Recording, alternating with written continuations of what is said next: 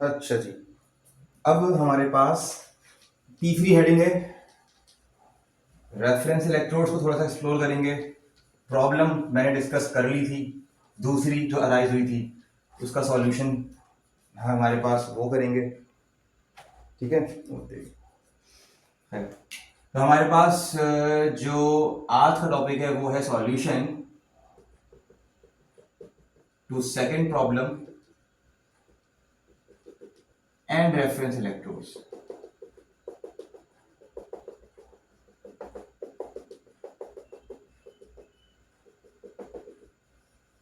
ठीक है, तो प्रॉब्लम क्या थी? प्रॉब्लम बहुत सिंपल थी। वो ये थी कि हमारे पास एक हाफ सेल इधर है, हमारे पास एक हाफ सेल इधर है।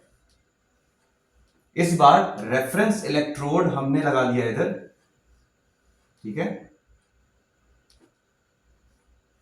वोल्ट मीटर बीच में है और यहां पर हमारे पास इलेक्ट्रोड अंडर कंसिडरेशन है, जिसका हमको हेल्महोल्ट्ज डबल लेयर की पोटेंशियल, या इतना लंबा बोलने की जरूरत नहीं है, पोटेंशियल इसका हमने मेजर करना है।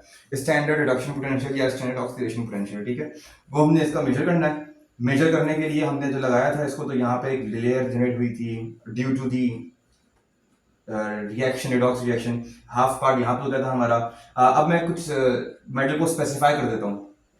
सपोज दिस इज कॉपर, ठीक है, नहीं जिंक करो, चलो जिंक कर दो। ठीक है, ये जिंक है।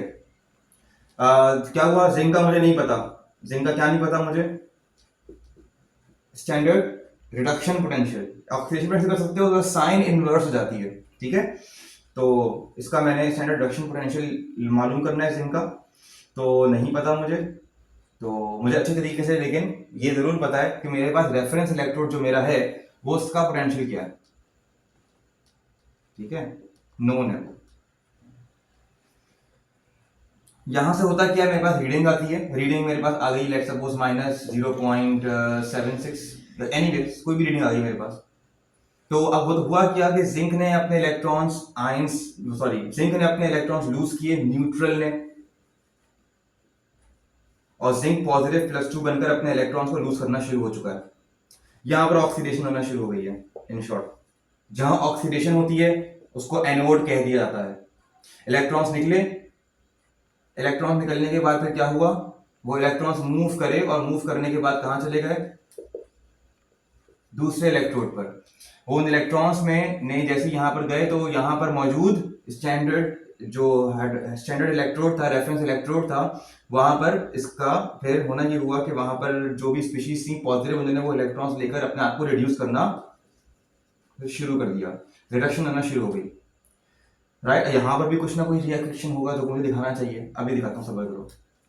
यहां पर जब इलेक्ट्रॉन्स का फ्लो इंक्रीज हुआ और जिंक की रॉड में फ्री इलेक्ट्रॉन्स आए, तो जो न्यूट्रल जिंक थी वो इलेक्ट्रॉन लूज कर पॉजिटिव स्पीशीज बनाकर जिंक+2 बाहर निकलना शुरू हो गया, जिंक+2 बाहर निकलना शुरू हो गया, जिंक+2 बाहर निकलना शुरू हो गया। पॉजिटिव चार्जेस बढ़ रहे हैं, नेगेटिव उतने के उतने ही हैं, पॉजिटिव बढ़ गए हैं, बैलेंस खराब। यहां पर भी यही हुआ, लेकिन यहां पर जो हमारे पास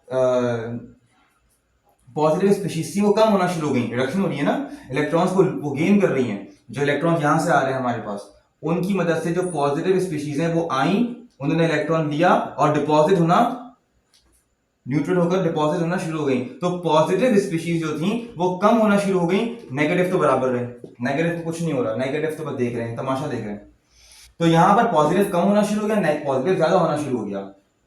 जैसे ही बैलेंस खराब हुआ, वॉट मीटर ने दोबारा से रीडिंग 0 कर दी।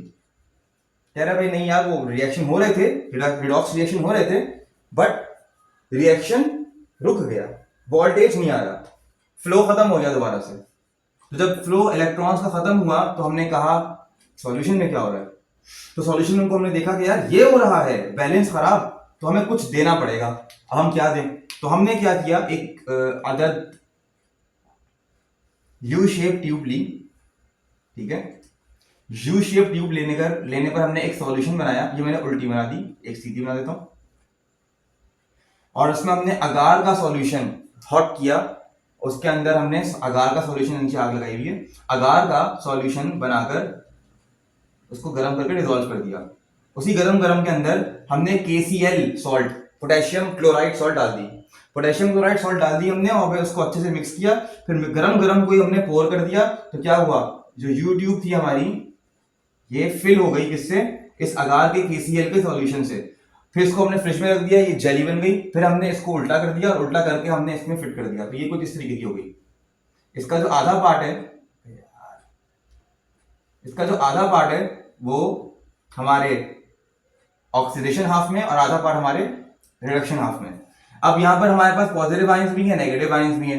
यहां पर बैलेंस खराब हुआ, पॉजिटिव बढ़ गए, तो KCl से उतने ही Cl नेगेटिव आयंस मूव करके इधर आ जाएंगे और वो काउंटर करेंगे आपके पॉजिटिव को, तो वो नेगेटिव आयंस बढ़ जाएंगे सॉल्ट ब्रिज से आकर, बैलेंस बरकरार होगा और यहां पर दोबारा से ऑक्सीडेशन होना शुरू हो जाएगी, दोबारा से इलेक्ट्रॉन मिलना शुरू हो जाएंगे। इधर क्या होगा, पॉजिटिव यहां पर कम थे, नेगेटिव तो खैर उतने ही थे, लेकिन पॉजिटिव कम हो गए थे, तो बैलेंस करने के लिए फिर जो पॉजिटिव आयंस थे वो आएंगे, तो KCl में से जो पॉजिटिव आयंस है वो इधर आएंगे, Cl यहां से आएंगे। सवाल ये उठता है कि चलो यहाँ रिडक्शन होना शुरू हो गई, यहाँ पर ऑक्सीडेशन होना शुरू हो गई, ऑक्सीडेशन होना शुरू हुआ, दोबारा से वोल्टेज मिल गया, ये कब तक होगा, अब इसकी भी एक लिमिट है, ठीक है, ये सेल एक्सपायर होगा, लेकिन अब बहुत इसकी लाइफ टाइम मैंने बढ़ा दी इस सॉल्यूशन से।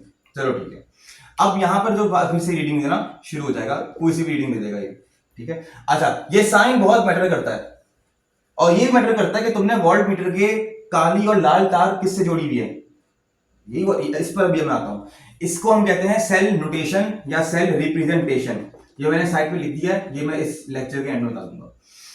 ये नेगेटिव पॉजिटिव साइंस का बहुत मसला होता है, और ये काली और लाल तार का बहुत प्रैक्टिकली आप इसको करते हो, मैं प्रैक्टिकली भी करके दिखाऊंगा इसको, तमाम सेल्स बनाकर दिखाऊंगा इंशाल्लाह। खैर, अब यहां पर मैं कुछ बात कर रहा था, क्या बात कर रहा था, खैर, तो स्टैंडर्ड रेफरेंस इलेक्ट्रोड्स पे आते हैं, ठीक है, याद रखिए दोबारा से, कोई बात नहीं। हाँ, मैं कह रहा था KCl ही क्यों इस्तेमाल किया, क्या NaCl से मैं जब भी किसी टेक्स्ट बुक में देखता हूं KCl दिखता है, मैं जब भी किसी टेक्स्ट बुक में देखता हूं मुझे पोटेशियम नाइट्रेट दिखता है, पोटेशियम क्लोराइड दिखता है, मैंने कभी भी ये नहीं देखा कि सोडियम क्लोराइड, क्यों ना मैं सोडियम क्लोराइड डाल दूं, क्या सोडियम क्लोराइड से ये काम हो जाएगा, हो जाएगा, बिल्कुल होगा, KCl से भी होगा, किसी भी सॉल्ट से हो जाएगा, आप यहां पे इनफैक्ट कोई सी भी सॉल्ट डाल दो हो जाएगा। लेकिन आपको पता है जब आप सॉल्ट बेस की सॉल्ट चेंज करते हो तो आपकी रीडिंग में भी फर्क आता है, आ रही समझ में, इसको अब हम समझेंगे इस मसले को, ये मसला है, ये प्रॉब्लम है, अब हम समझेंगे इस मसले का हल हितौर एक्सप्लेनेशन में, ठीक है। ये हेडिंग आएगी हमारी 13th हेडिंग है हमारी लेक्चर्स की। तो ये कह रहा हूं मैं कि ये जो KCl लेने की खास वजह है, KCl को ही लेना है, पोटेशियम सॉल्ट को ही लेना है, या नाइट्रेट या क्लोराइड, तो ये भी इंशाल्लाह हम करेंगे, बस इसको करते रहो, कोई लेक्चर स्किप नहीं करना, भले तुम्हारा टॉपिक है या नहीं, तुमने पढ़ना है नहीं पढ़ना है, वो तुम्हारा पेपर है, मुझे पता है, पोटेंशियोमीटर के बेदाब हुए हो तुम पढ़ने के लिए, लेकिन असल में मसला क्या है कि ये चीजें जब तक नहीं समझोगे तो फिर मजा नहीं आएगा आगे समझने में, चीजों को प्रॉपर तरीके से ग्रिप लो चीजों की, तो कोई भी चीज स्किप नहीं करनी।